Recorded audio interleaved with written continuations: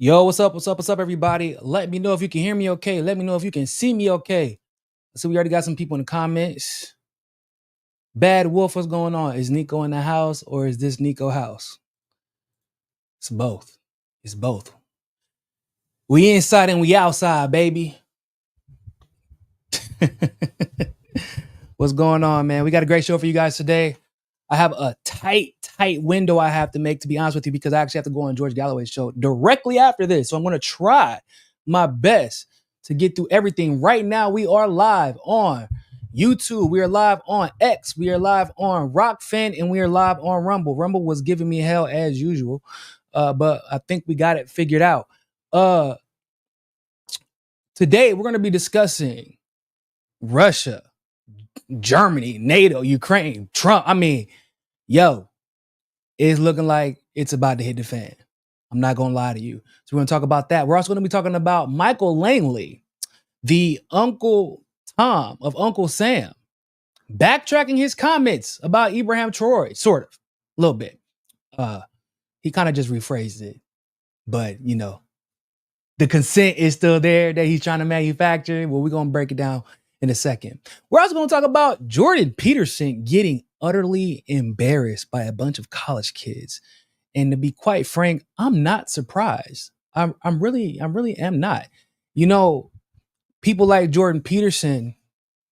Recently, Jordan Peterson kind of got remarched out into the public eye, and some people have been catching on that it looks like he's there to somewhat manufacture consent for the genocide, while simultaneously offering some type of pushback, a little bit of pushback against Zionism, like he's supposed to be a softer version of Zionism, but it ain't really working out for him so far, based off of what we just saw.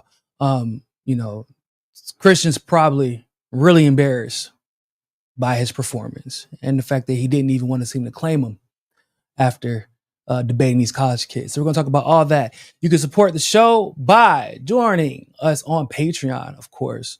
You can donate through Super Chats. You can become a YouTube premium subscriber as well.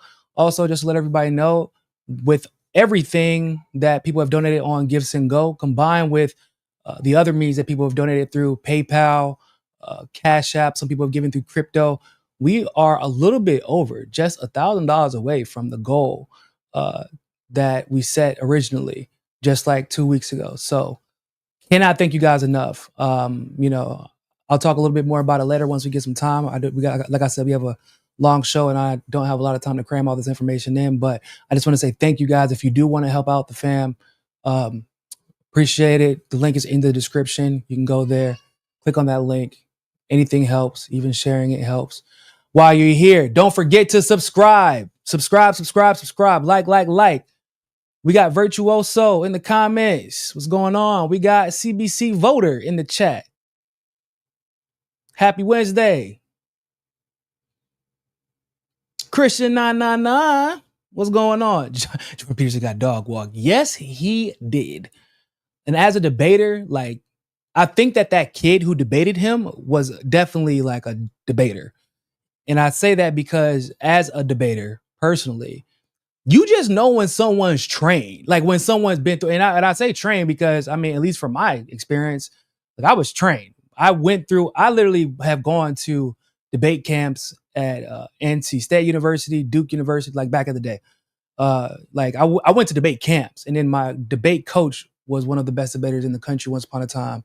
And, or well, at least one of the best public speakers in the country. He did extemporaneous and impromptu. And so, like, you just know when someone has been trained, or at the bare minimum, in this particular case, I think that one of those debaters is actually training or studying to go to law school. And once you start studying for that LSAT, like, and you're one of the, you know, if you've taken a class for the LSAT, because it's different studying just out of the book. If you're actually like in a logic and reasoning LSAT class, bro, you can tell. Because you just you let people talk themselves into a trap, into a corner, and they can't get themselves out of it. Because logic is logic, and that's what it is. You can't out logic. And some people like Jordan Peterson find out the hard way whenever they got to deal with somebody like the kids that he was dealing with. So, really quick to start off, man, look. Langley decided he didn't like the way that he was being attacked. Well, at least that's what it looks like.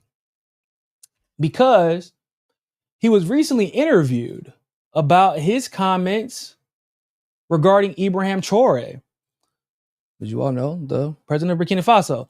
Now, when he was interviewed about this, his response at the beginning was actually pretty surprised. Or was surprising. I was surprised. However, the comments that followed, I was not all that surprised about. That's what I was waiting for, honestly. So let's check out what he had to say in response to this question about the international backlash he received because of the comments he made about Ibrahim Traore. Rule rather than for public welfare. These remarks sparked widespread, condemnation across the continent. What did you mean by that statement? Let me speak to Burkina Faso's sovereignty. They maintain their sovereignty. They make their decisions how they use their resources. They make their decisions who their resources go to for military support. That's their sovereign right.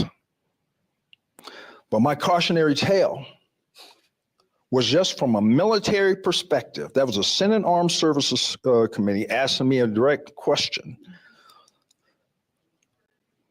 Burkina Faso, a lot of great things going on to progress them forward, okay?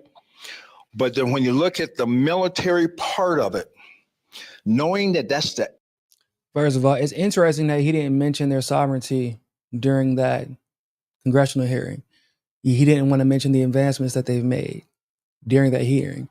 And also, I think it's also very important to mention here, thus far throughout this clip, you notice that she was very direct when she asked about the backlash, but two, about Ibrahim Traore himself and the claim that he made that Ibrahim Traore was funneling funds into protecting himself instead of allotting those funds to protect the people or to help the people of his country, which once again, that's a ludicrous statement to make in and of itself, because the president of any given nation, like the president of the United States, for example, do they not use our tax dollars to protect themselves? I mean, Jesus Christ, whether you want to talk about Secret Service, they have guards 24/7. Congress does it. It's normal, actually. You wouldn't say that they're using our tax dollars to protect themselves instead of us, right? That's not how it's phrased. That's not how it's conveyed to us. It's, they're very important and therefore they should be protected because they are a valuable asset. Well, Ibrahim Traore is constantly under threat of assassination. If he used some of the funds that he, by the way, helped to recoup and help their country to make to ensure his safety after multiple assassination attempts, no one would think that it's crazy. In fact, I would think that it's warranted. So just to say that. But notice here, he tried to kind of like change the course of the conversation by not mentioning Ibrahim Traore specifically. Why? In my personal opinion, I believe it's because the last time the Uncle Tom of Uncle Sam, Michael Langley, decided to open his big ass mouth about Ibrahim Traore, he accidentally turned Ibrahim Traore into a goddamn superhero. He became a megastar after that because people who were not looking into Ibrahim Traore, nor had any interest in Burkina Faso, all of a sudden started doing their research on this guy and seeing all the advancements that he helped to put in place, whether it be the electric vehicle industry, whether it be the tomato plants that he helped set. I mean, the list goes on top of the coalition that he helped build between Burkina Faso, Mali, and Niger, not only economically, but militarily, bringing other superpowers like Russia and China, or specifically Russia, into the mix. Like, all of a sudden, this man became a superstar because Langley mentioned him. If he would have shut up, they probably would have been able to try to initiate or execute their coup quietly like they usually do. And maybe people would have forgot. over time, and it would have been another sort of story like Thomas Sankara that we're not talking about until years later. But nope. You know, the United States, whenever they can't get their way, that's when they really slip up, because they didn't mention the leader of Mali that I can remember, not during that hearing. They didn't mention the leader of Niger. They mentioned Ibrahim specifically because he's the one that they are most terrified of, because they've tried to assassinate him. They've tried to take him out. They've put terrorists there. They've done everything they can and nothing is working. And he's building a coalition and it's getting bigger and more self-sufficient. So let's continue. Epicenter of global terror. Oh yeah, this is where it gets funny. Heard of it. Knowing that that's the epicenter of global terrorism, it was my time to illuminate that this is probably their weakest point, and there needs to be sufficient resources going towards for the whole fight of terrorism in that country, period. They make their decisions, though. That's their sovereignty, their sovereign right. If it's their sovereignty, they make their decision. First of all, like, y'all know what I'm about to say, but before we get into that, if it's their sovereign right, their sovereignty, they have the autonomy to allocate their resources how they choose and how they see fit. Why are y'all holding a congressional hearing about what he's not doing or what he's not doing enough of? Like, y'all plan on intervening somehow. Interesting. Why are you even doing an interview right now about this? You should just let it go. If it's their sovereign right, why are you that interested in Burkina Faso? Ladies and gentlemen, I want to be clear. And this, I don't mean this in an offensive way. I'm just being a realist because I understand like how the majority of the world thinks and what they are tuned into and what they are not tuned into about just by virtue of the job. The majority of, and this is not hyperbole, the majority of the Western world, ladies and gentlemen, had no idea what Burkina Faso was. They didn't know it existed. They didn't know it was in West Africa. They could not find it on a map. They did not know it was next to Mali or Niger. They didn't know it was part of Eco. They knew none of that before this man opened his mouth. So why did it all of a sudden become of such interest to the United States to involve themselves in how Burkina Faso is or is not protecting themselves against terrorism? Right, to make their decisions, what is appropriate, what's not. But I wanted to illuminate that it's going in the wrong direction now. ISIS is getting stronger. JNIM is getting stronger. Al-Qaeda in the lands of the Maghreb is getting stronger in that country.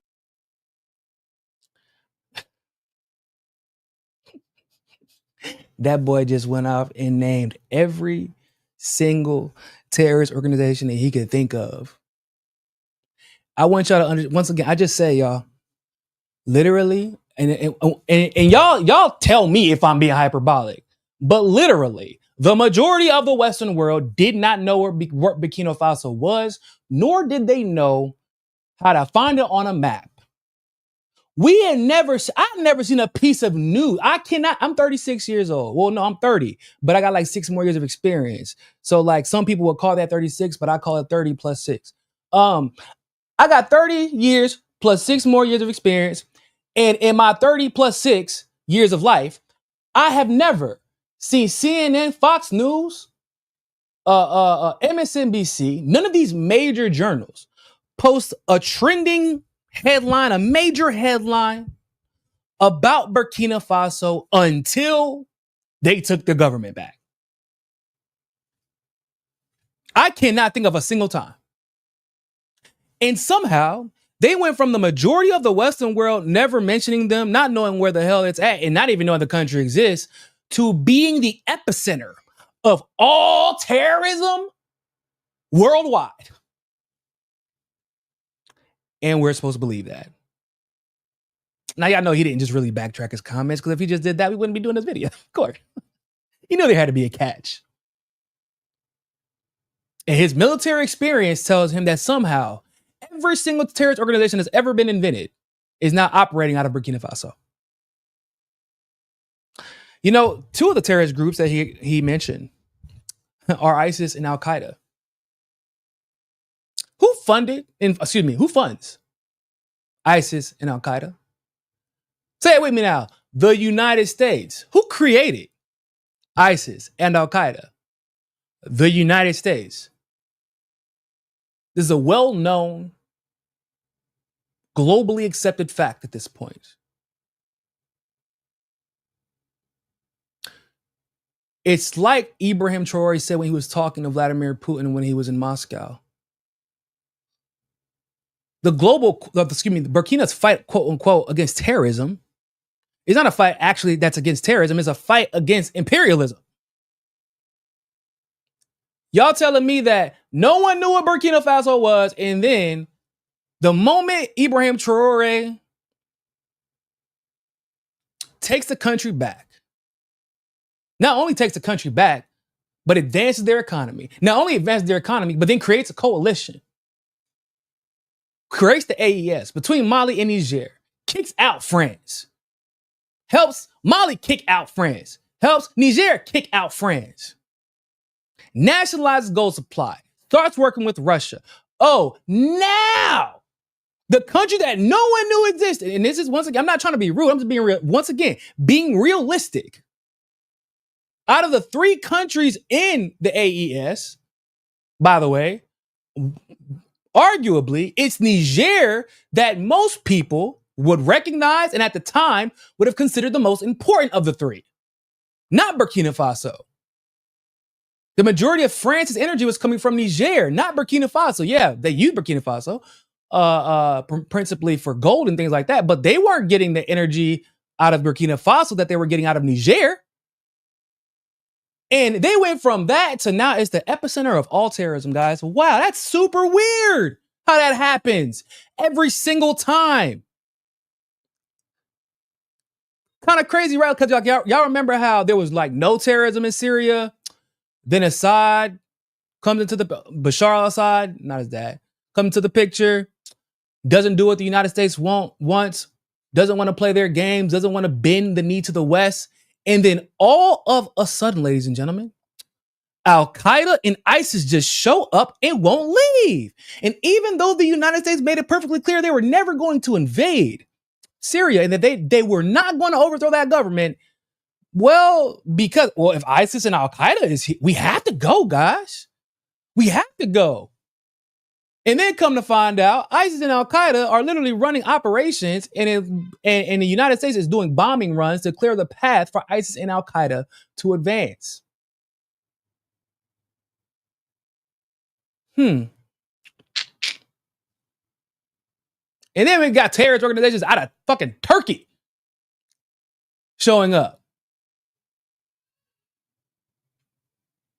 It's weird how that happens. It's the same thing happened with Gaddafi.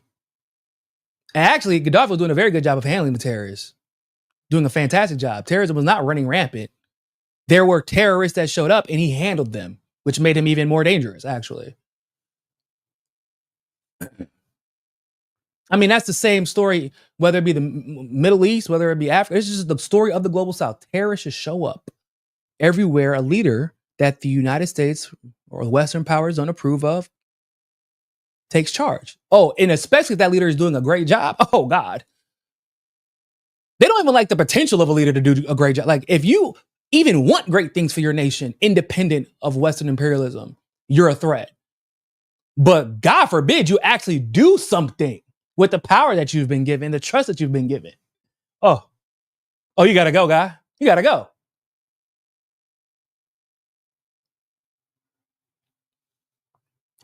They're looking for an excuse to manufacture consent in Burkina Faso. You know what he did not mention during that clip and during that interview? The fact that somehow Ukraine ends up in that area near the border. It was there in Mali / Burkina Faso, training terrorists, giving weapons to terrorists, and actually attacking soldiers from both Burkina Faso and Mali, and Russian soldiers, actually. And they did so braggadociously. It wasn't like they didn't hide this. They did this. This is a fact. Now, this is the same Ukraine that cannot arm itself without the explicit help of the United States and NATO powers. Do you think that he might have left that part out? Because if he mentioned it, everyone would start thinking to themselves, well, hold up real quick.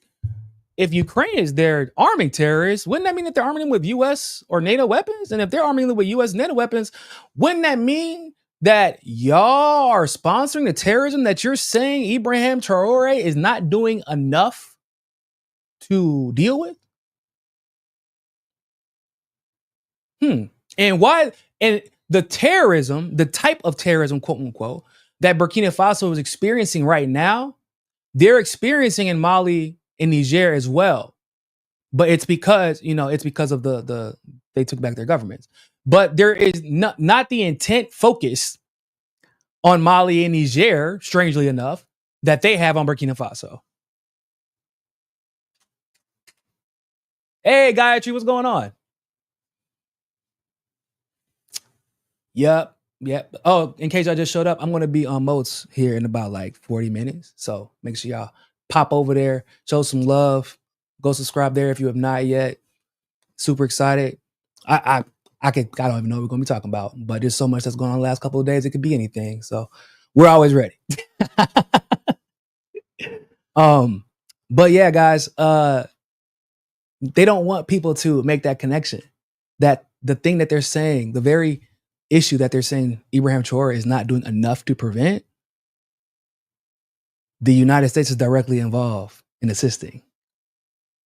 No one ever discussed, like, the reason that Burkina Faso's relationship with Russia is actually so tight is because Ukraine sent mercenaries. Well, no, not mercenaries. I lied. Soldiers, actual Ukrainian soldiers and weapons to train terrorists that attacked them. And then Russia sent their people to help. And then that military bond evolved into an economic one. Because Putin is no fool. He knows that this is an extension of NATO. And wherever NATO is a problem for somebody else, they will eventually become a problem for Russia. So, but once again, the Uncle Tom of Uncle Sam didn't mention that part, did he? I just find that really interesting. But hey, he really did, before we move on, he really did, guys. He did a service to our nation. And by our nation, I mean Africa. He did a service to Burkina Faso. He did a service for the global South. Because, yeah, people like us have been talking about Ibrahim Traore. I've been talking about Traore for years now, really since the coup. And he was becoming more popular. But when Michael Langley mentioned him, that was it. That man blew up in a way that I have not seen a politician blow up while they're still alive.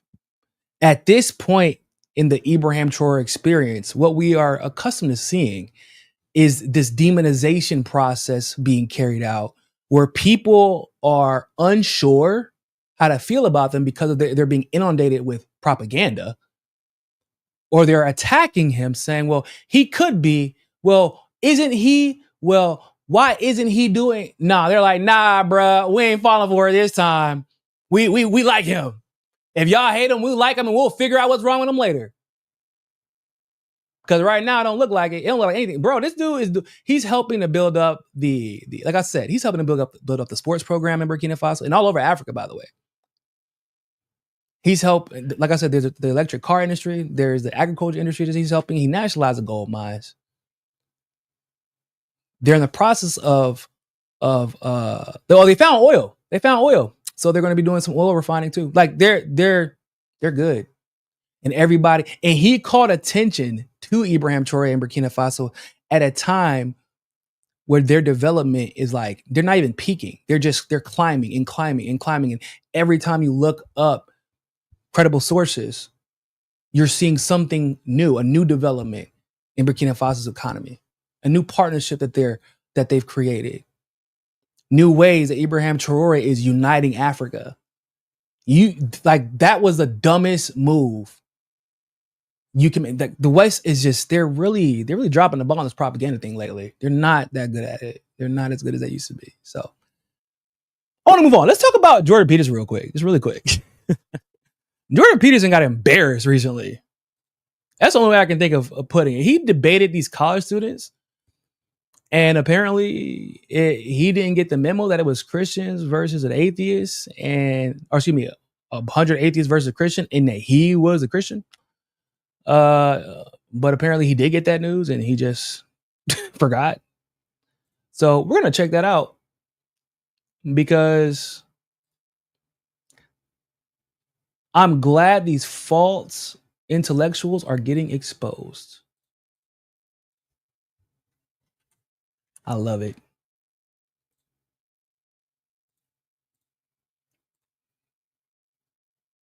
So here, Jordan Peterson comes face to face with an atheist. By the way, I'm not an atheist, by the way. But like I said, I like when fake intellectuals get exposed.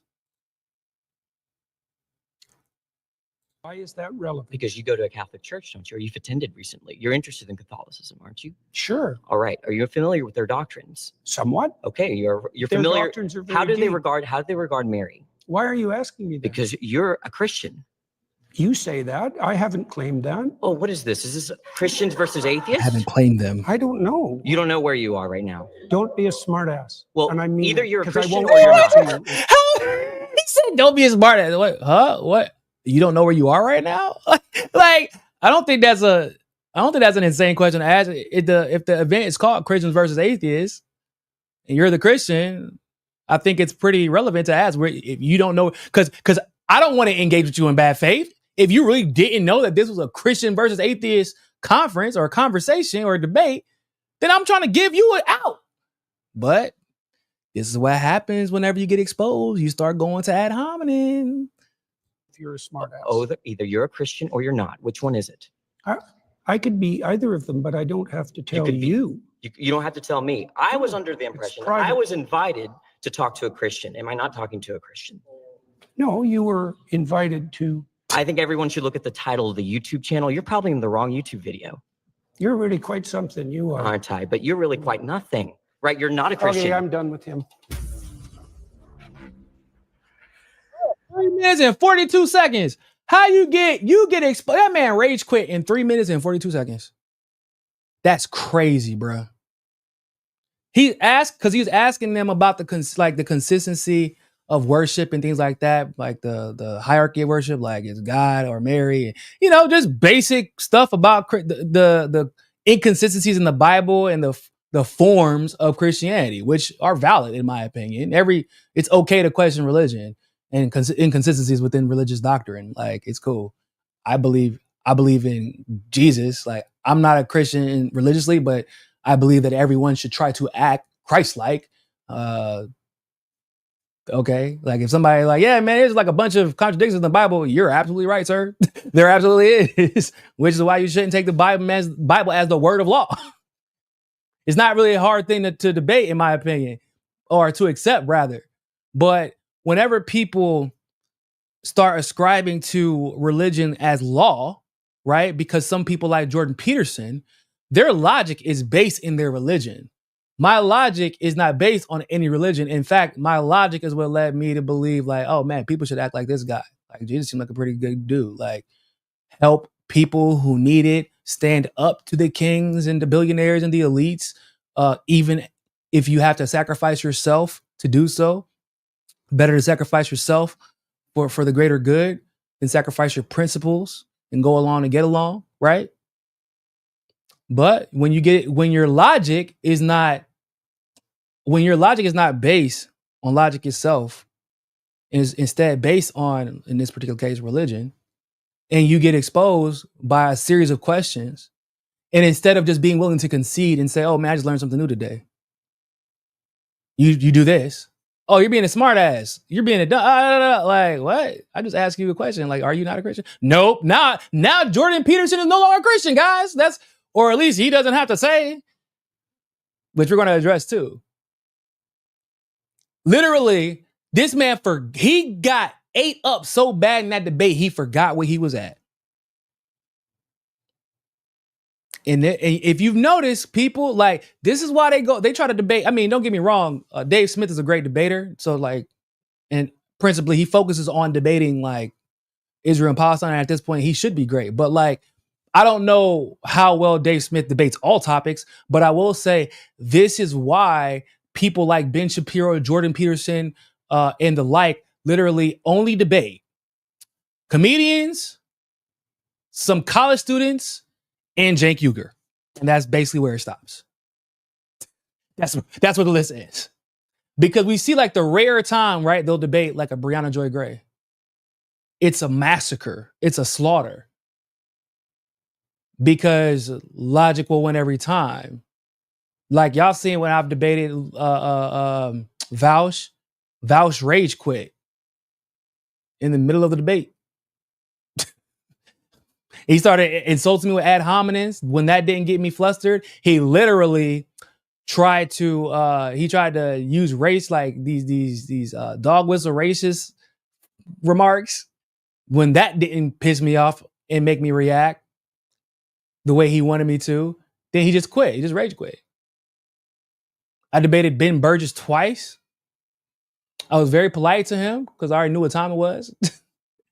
And he immediately started with ad hominem attacks once he realized, oh shit, I don't know why I put myself in this situation. There are a lot of people who I debated Destiny. I debated Destiny, and Destiny literally got me banned from speaking at a conference that I debated at once or twice every year for 2 or 3 years because he got embarrassed. Like, these people are very selective about who they debate because their careers are dependent on people believing that they're authorities that their authority on any given issue, by the way. It's not just religion, but they want their credibility in their business is dependent on people believing that they're authorities. Their authority is dependent on people believing that their logic is superior to the logic of the people that they're debating, to the logic of other ideologies, to the logic of people on the other side of the issue. That's why he reacted like this. Because that kid, I'm not trying to insult him, but he's a kid, whatever, it's cool. Enjoy your youth. But that kid exposed him. He just exposed the business. He gets exposed again in another clip.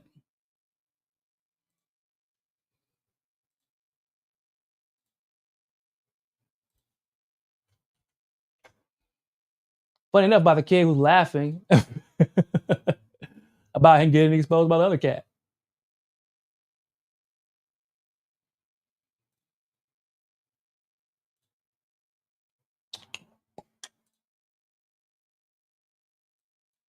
First Samuel 15:3, God says, go and slaughter the Amalekites, slaughter the men, the women, the children, the infants. What's the justification for that? Is that in line with Christian ethics? That's a good question. I don't really know what to do with the terrible, blood-soaked, saturated history of the human past. I don't know. And I don't think anybody knows. I mean, what you try to do in your own life, as far as I can tell, is to conduct yourself in a manner that makes such things much more unlikely. I totally agree. We're all saddled with the problem of the catastrophes that got us here, aren't we? Yeah, but this one was commanded by God. That's the problem. That's what differentiates it from anything else, is that this one, it's God saying, go and do this atrocity. Do you think that there's ever such a thing as a righteous war? I'm skeptical. I'm not sure. It would probably be situational. Well, right. Fair enough. But this one certainly wasn't a just war. The context for the Amalekite slaughter is that 400 years earlier, they fought one battle, which they lost. And God says, that's it. I'm going to wipe them off the face of the goddamn earth. And then 400 years later, he commands the Israelites to genocide their great grandchildren. That's not a just war at all. And also, a genocide is not a war. Well, a genocide can be a war, but... Bro, first of all, out of everything you just heard, first of all, there was so much like he's exposing a problem, right? A problem in fallacious logic. I believe this is from the wrath of God part of the Bible. Okay, cool. And he's like, and I'm glad that he brought that point up, right? Because he probably is familiar with Jordan Peterson well enough to know that he likes to obfuscate when it comes to the issue of the genocide in Gaza that's being committed by Israel. And he makes it very clear, genocide is not a war. And then he says, well, genocide can't be a war. No, it literally cannot. War has its own definition. Genocide has its own definition. And we'll discuss that in a second. But yeah, I couldn't believe that he actually decided to that's where he decided to pause and give attention to out of everything that was said. Like, you made the stupidest statement you could possibly make instead of addressing everything else that was mentioned. Absolutely not. Yep. The genociding of the Amalekites, the men, the women, and the infants, that's not a war. The infants aren't combatants. Look, I already said that it's very difficult to look at the blood-soaked past and to know exactly what to do about it. The answer I gave to the Look, already obfuscated. God damn it! Didn't you hear me? Pussyfoot around the question that you posed? I already said it's difficult to deal with our blood-soaked past. What else do you want from me? To acknowledge that a genocide is not a war? He's like, I've already talked out of both sides of my neck. There's no other side for me to talk out of, man. Come on. What you want from me? To admit it's genocide is not a war. What do you mean? This is a question that has to be addressed because so a war generally insinuates that both sides stand an even chance of winning. And not everybody that dies will be a combatant. We are aware of that. However, the majority of the people that do die are combatants. Right? I feel like that's pretty fair analysis. The majority of the people that die in war are combatants. There is a battlefield usually involved. Civilians will die, unfortunately. That is reality. However, the goal in a war, especially that's not how it works, unfortunately. But like, that's why I don't like to call it like the war in Afghanistan. It wasn't a war in Afghanistan. The United States invaded Afghanistan and then killed damn near 1 million Afghani people. It wasn't a war in Iraq. The United States invaded Iraq and killed hundreds of thousands of Iraqis. Right? Those weren't wars. I don't know if you would consider those necessarily genocides, but they damn sure weren't wars. In the case of Israel and Palestine, this is a genocide. When you have politicians coming out and saying, we can't because somebody asked a politician from Israel, they said, why don't you let the kids in, bro? Like, they're kids, babies, because they're our enemies. These are the same people that say you got to bomb them too. These are the same people. They literally say you got to bomb them. That is a genocide because you're not denying access to babies from everywhere. You're denying access to those Palestinian babies because you believe those Palestinian babies are your enemy. While you're targeting them,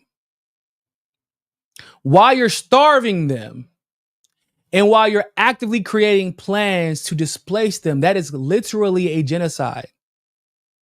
And what's even crazier about the Palestinian thing is what people seem to forget is that some of the first places that were bombed by Israel were what? Christian churches that were in Palestine. People seem to forget that. There were Christians coming out and being like, yo, we thought this was a Muslim thing. Oh no, y'all hate anybody who's Palestinian. And we know it's not a Muslim thing because they have no problem getting along with the UAE. They have no problem getting along with Saudi Arabia. Jordan is right there. When have you ever heard about a potential threat of a war between Jordan and Israel, despite the fact that Jordan has the largest Palestinian population in the country? Because it's not really about that. It's about the land and the fact that Palestinians are on it and they want it. And now eventually there will be if Israel successfully executes the genocide in the way that they intend to, there will be a conflict with Jordan involved. But it won't be, because if they don't give up the land, then the U.S. will get involved, and the U.S. pays Georgia's bills, et cetera, et cetera. It will come to that eventually, but at the moment, it's a genocide, and that the majority of Israelis believe that all Palestinians, regardless of whether or not they are combatants, are the enemy, regardless of whether or not they're Christian, atheist, Jewish. Right? They don't talk about that. There are Jewish Palestinians that get killed. Yes, there are Jewish Palestinians who live in Gaza. People don't believe that, but there are. And the Jewish Palestinians that live in Israel get treated differently. So for people like, this is why we can't have a serious conversation online with the majority of people about what is and is not a genocide. Because you have people like Jordan Peterson coming out here talking about it could be both. Genocide can be a war. No! You dumb fuck. There's no such it's a genocide or a war. There can be a genocide that happens within a war.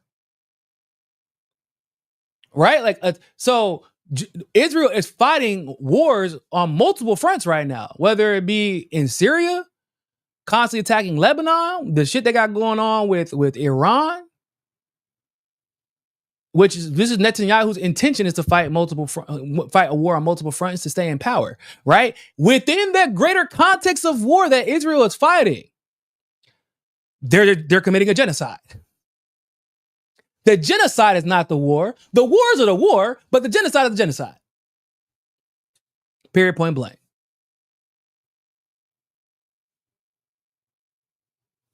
Now, here's some important context really quick before we move on about what took place. Because, Jordan Peterson tried to feign victim right after. So this guy that he debated came out and gave some context. First of all, before the production, people all got emails, invitations, where the production title was one Christian versus 20 or 25 atheists. Everyone got that email, at least on the atheist side. Of course, I don't know what personal emails they sent to Jordan Peterson, but before production, they announced, once again, the production title as being one Christian versus 20 atheists. Jordan Peterson actually responded and actually, I think, giggled and said, well, some people don't consider me to be a Christian. He embraced the label before the filming, right? I really think he just had something like a Joe Biden moment. He didn't really understand what it meant to say, yes, I'll be that one Christian in your video. If he was responsible, he would have declined. If he doesn't label himself as a Christian, like he didn't really answer my question, like whether it was a Christian or not, then he should have never entered the arena. And also, why would you say that some people don't consider you a Christian if you didn't believe yourself to be a Christian? Like, why did you say that? Do you, once again, stand on business, dog? You was a Christian until you showed up to a place where a bunch of atheists knew more about the religious doctrine of Christianity than you did? Like, basically is what happened. That's crazy. But that's unfortunately usually how it goes, right? The most religious people, y'all know in Brazil, they have a lot of, Christianity is really big here. We have a lot of different religions in Brazil, but like Christianity is really big amongst the elite class, the upper middle class, to the wealthy. And there are these women who they call them mulheres de igreja, right? If some girl says to you, if you're, you out in Brazil for whatever reason, and some girl walks up to you and is like, eu sou mulher de igreja, run in the other direction. It means she's a woman of the church. You know what that really means? She full of shit. She gonna make your life a living hell, and she is a bleeding hypocrite who probably knows nothing about the actual principles of Christianity. She just goes to church to gossip. She just goes to church to gossip. Sorry, I had a Brazilian moment. But she goes to church to gossip, probably cheat on her husband, flirt with the pastor and other leadership of the church. And that's about it. And then she preaches and sits on her high horse about how ethical she is and how she would never do anything wrong. That's basically what happens. And that's usually how it works, unfortunately. That's how I would say the majority of religious Christians are. They know nothing about the doctrine, everything about the drama that's going on in said church. Just saying. None of your business. The Bible gave us description of Geno. Geno who? Geno Smith? I don't know. And yeah, the whole Mary worship thing, all I was trying to show there is that if you play with words, you're going to say stuff like Catholics worship the saints and Mary and their Pope, right? Which they don't want to, they're not inclined to say that. Maybe there's a technical sense in which they worship them. They do That's worship not the them. point. That's not where he got owned. He got owned for accepting to be the one Christian and then saying in the production, yeah, I'm not telling you that I'm a Christian. And for those that don't know, Jubilee changed the title after public release. They got the backlash. Why did you invite Jordan Peterson to do the whole one Christian versus 20 atheists? He's barely a Christian, if not even. So I understand why Jubilee changed the title, although that makes my point, kind of diminishes my point. But everybody, I think the top comment is that, yeah, they changed the title of the video. But at the same time, it's hard to blame Jubilee completely. I mean, maybe they made a mistake. I wouldn't say that. If you look at Jordan Peterson's content very closely, especially the last couple months, he's been saying stuff like, yeah, there's a sense in which Christianity is true, or yes, Jesus rose from the dead. In fact, if you take a video camera 2,000 years ago outside of his tomb, maybe a person would come out. I want to be clear: is what is the God you believe in? I think that the claim that Christ is the embodiment of the prophet and the laws, I think that's true. Okay. Yeah.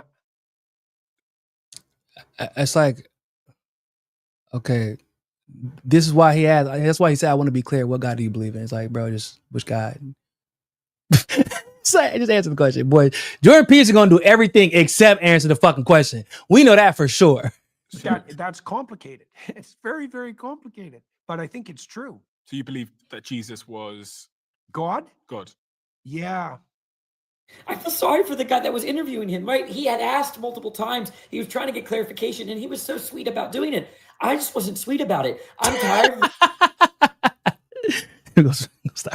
But yeah, he's right. He's like, yeah, I feel bad for her. He's like, I just wasn't sweet about it. And I feel him. Sometimes, like, you just want to get straight to the point. Like, what do you believe in, dog? Why are we even here if you don't want to have this conversation? Because it's a conversation I came here to have, and you're telling me you're here to have a whole different conversation. Like, which God do you believe in? I believe in a higher power. I also believe in Jesus. I don't necessarily believe that Jesus is God per se.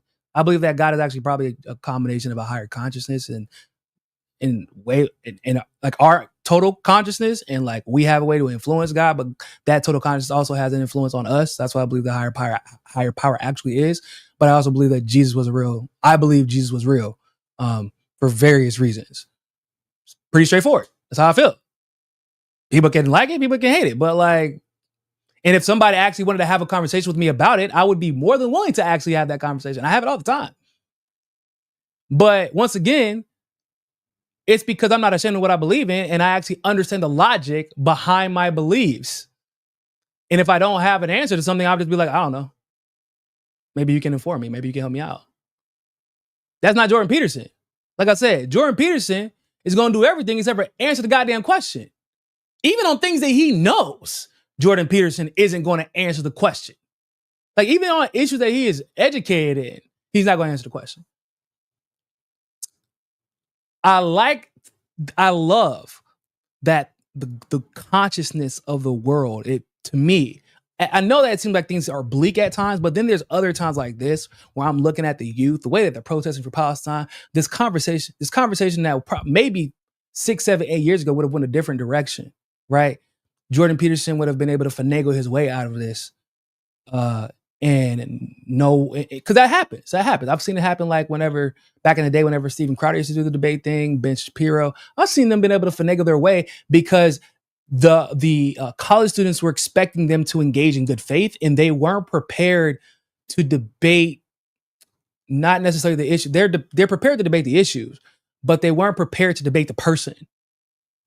And to win, because you have to win the debate with logic, but you also have to win the debate on the rhetoric.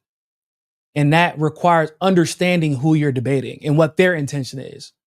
Because their intention, when it comes to Ben Shapiro, Jordan Peterson, and the like, their intention is not to win the debate using logic or facts. Their intention is to bend facts, to get people emotionally to get people emotionally distraught, to obfuscate, and to win the debate because you lost it, not because they actually won. And if you understand that about them, which this kid clearly did, then it's easy at that point. So that was really embarrassing for Jordan Peterson, bro. Because like it's particularly embarrassing considering the fact that Jordan Peterson is actually a college professor. At least he was. I don't know if he still is, but he at least was a college professor.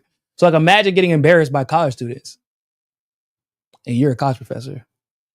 Like with time in, right? This ain't somebody who's just been a college professor for 2-3 years. This is a college professor with time in, who's an intellectual, right?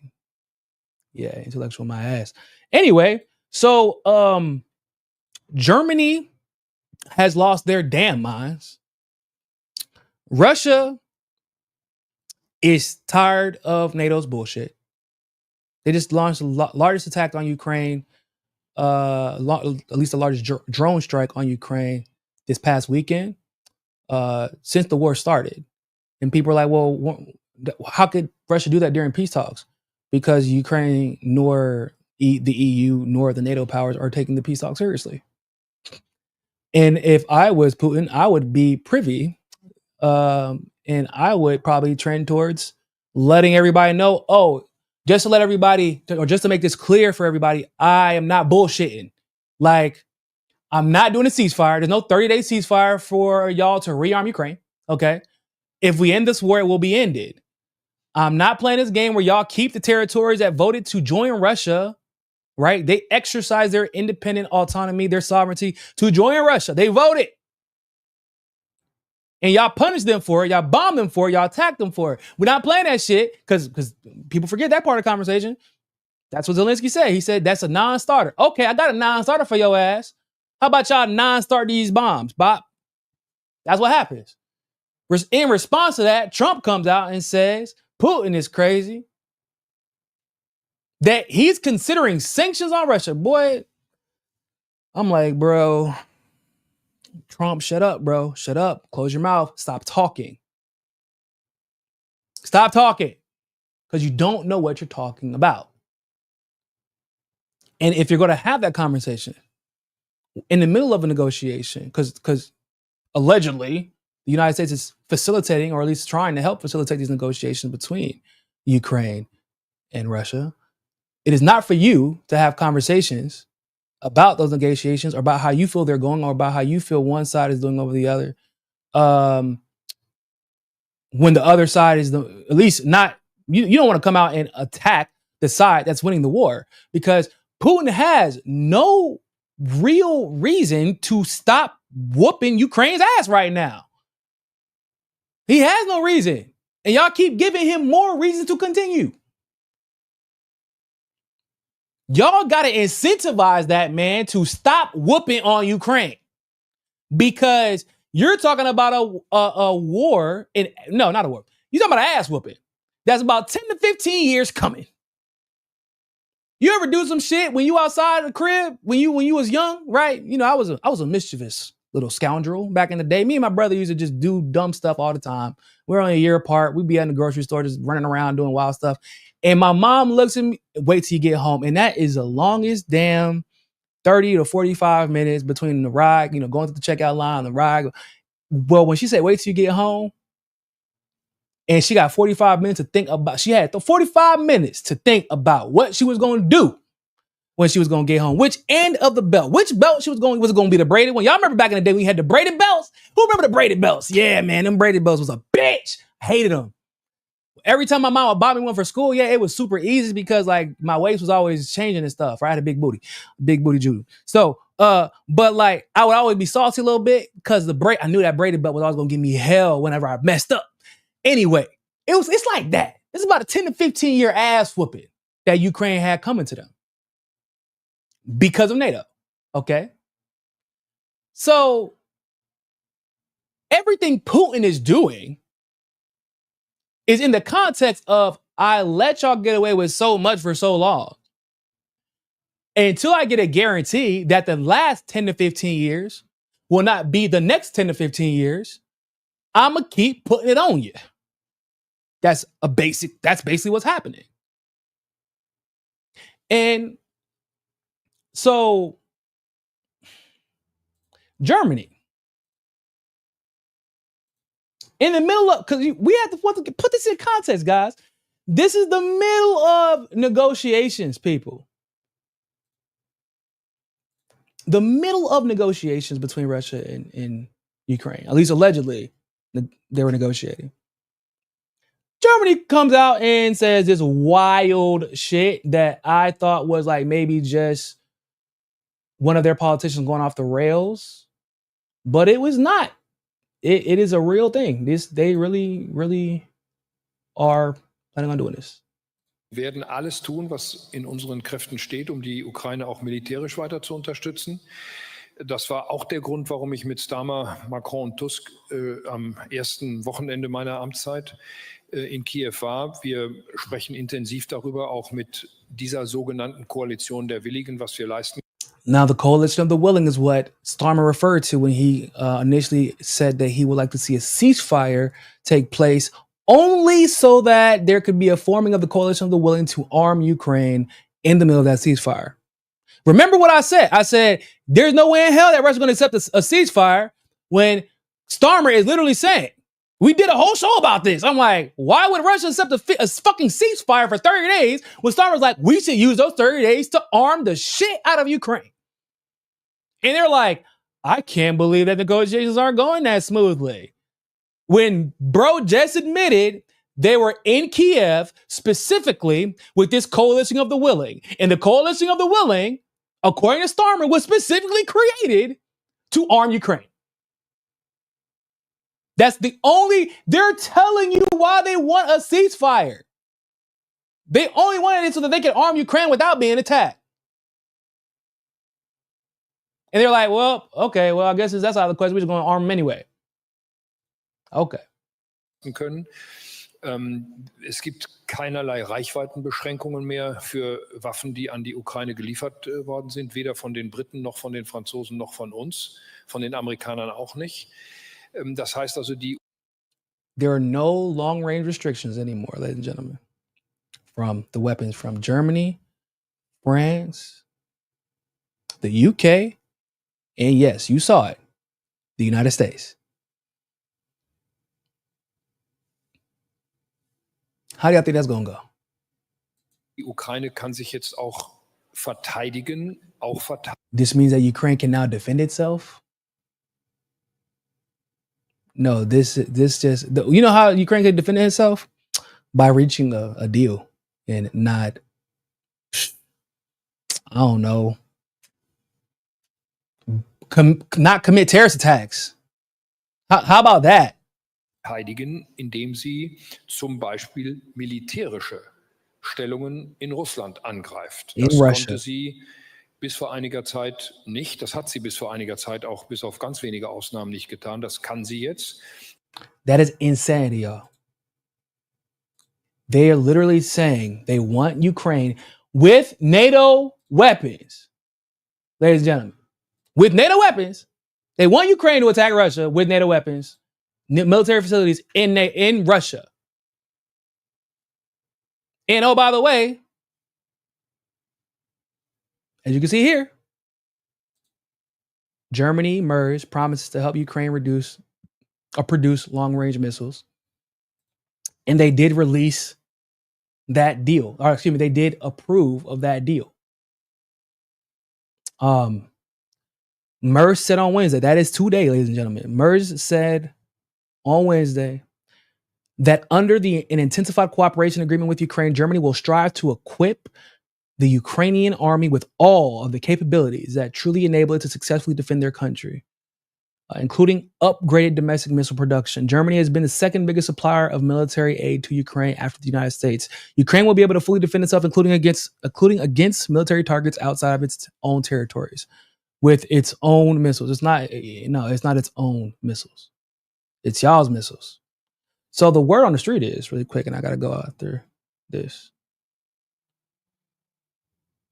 So here's what the word on the street is, guys.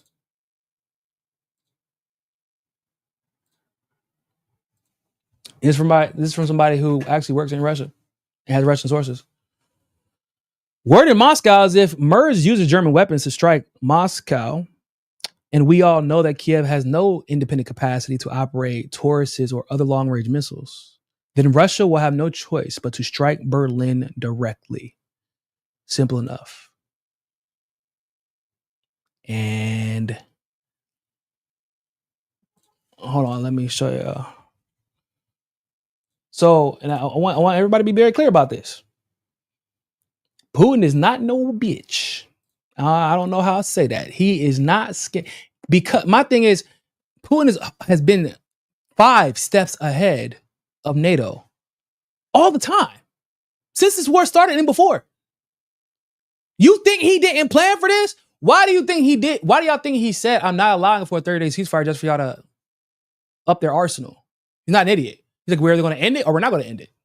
When he realized they were going to end it, he just did a large drone strike in Ukraine.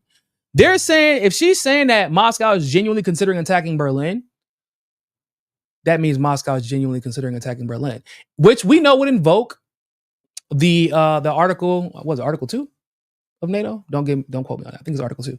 Well, basically, if you attack a NATO power, NATO has a right to respond. But in his mind, think about it. Y'all already attacking me, bro. Y'all are already giving them long-range missiles. Y'all have admitted time and time again this is a proxy war. Y'all are actively attacking me, and if you keep arming them, and if you arm them with long-range missiles that can directly strike Russia and strike Russian military, you're giving missiles. You, Germany, are giving missiles to Ukraine to strike me. Just because you made a pit stop on the way to your destination does not mean that was not still your intended destination. You gave them the missiles to strike me, which means you are at war with me. These are not defensive missiles. It's funny he's with like the weird way he tried to put that. Yeah, we're taking the limits off the range of the missiles so that they can defend themselves by attacking military facilities in Russia. Bro, you are trying to start a fucking world war. And what's crazy about the German situation is Germany does not act independently. They usually act as the United States bitch in most cases, actually. So, what happens next? I don't know, but a friend asked me this morning, do you think that Russia would do it? I believe, yeah, he would. I believe that Putin would actually attack Berlin. I think that his initial focus would probably be on military facilities. I think that he wouldn't necessarily attack them with the full capacity of Russia's long range arsenal, but I think he would attack them in a sense to warn them. This is serious. I'm not playing with y'all. I'm not playing with y'all. I suggest y'all stop arming and then helping Ukraine use these weapons against us. I don't give a shit which article y'all want. Y'all gonna have to show me. If all y'all keep talking about this Article 2 shit or Article whatever, y'all gonna have to show me. Because if Putin does make that attack, that would either, one, force everyone to choose a side, which I actually don't necessarily disagree with. We need to know. We as a world, we need to know what the hell's going on. We need to know where y'all stand at, everybody. But two, it could also be that he's not forcing anyone to choose a side. It's that he already knows who's on whose side. He already knows who's going to fight on behalf of Russia. He knows how this is going to go because Putin is usually 5 steps ahead. So it could be if he is willing to make that strike against Germany in this case, because he predicted that Germany would be dumb enough to do something like this, not just Germany, but the other data. He didn't even need to predict it, right? Starmer, he said, he telegraphed this. They knew it was going to happen. So you think that Putin is an idiot? Okay, y'all ain't learned your lesson yet. You're going to find out. Y'all going to find out. With that being said, ladies and gentlemen, I gotta get up out of here. Like this video, share this video. Thank you for tuning into this live stream episode of For the People Podcast. My name is Niko House. Go over to Most Mother of All Talk Shows with George Galloway. I will be on there right now, like in 3 or 4 minutes. So y'all go over there, check it out. Tune in there, like, subscribe. Shout out to the 400 subscribers we got this past month. Crazy. Welcome to the channel, by the way, everybody. So I got a bunch of streams done this month, y'all. This is crazy. Honestly, I can't believe my child is actually letting me get this many streams done. So these new subscribers, y'all getting a treat this month. I have not been able to stream this month in quite some time. So appreciate y'all. Welcome to the channel. Support the show by joining Patreon. You can support us through Cash App. Support the family in the link in the description below. And other than that, ladies and gentlemen, always remember, more than anything else, find your balance. See you on Moats. Peace.